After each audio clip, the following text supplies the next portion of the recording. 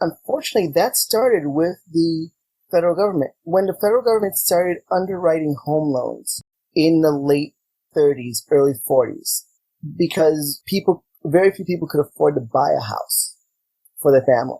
They specifically, the housing office that actually did this, actually was based here in Chicago, developed regulations on the kind of house and the kind of neighborhood, and what kind of neighborhoods they were going to subsidize and underwrite.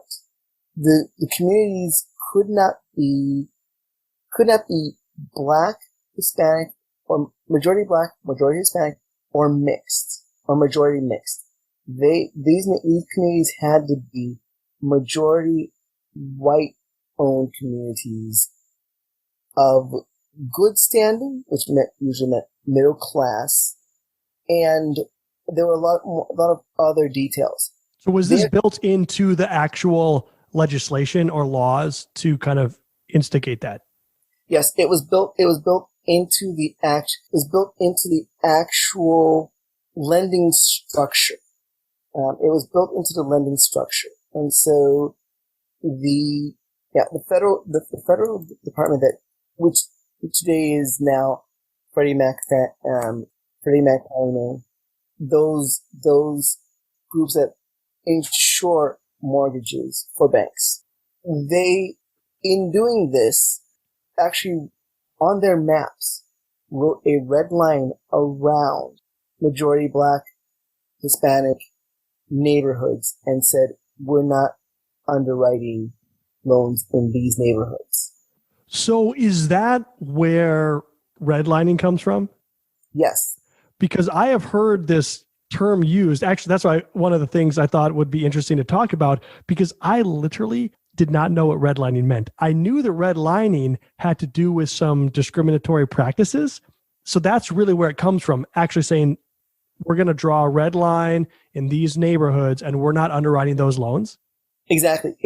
And exactly. The Homeowners Loan Corporation actually did that. And they did that they did that starting in Chicago, every single community in the United States.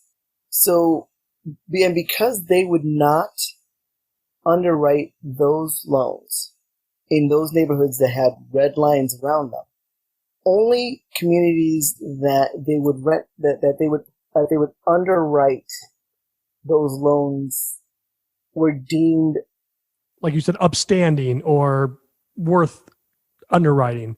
Exactly. So do you know how they justified these practices? I mean, it was the assumptions of the day. The assumption back then was that minority inner city neighborhoods were decaying and dying and falling apart, and that the suburbs were overall better. Moving people to the affluent suburbs was better. That the city was dying, that cities were dying, and that we needed to hasten along that death. So, but interestingly enough, by condemning those cities in primarily, let's say, minority communities, you're actually undercutting those communities to better themselves.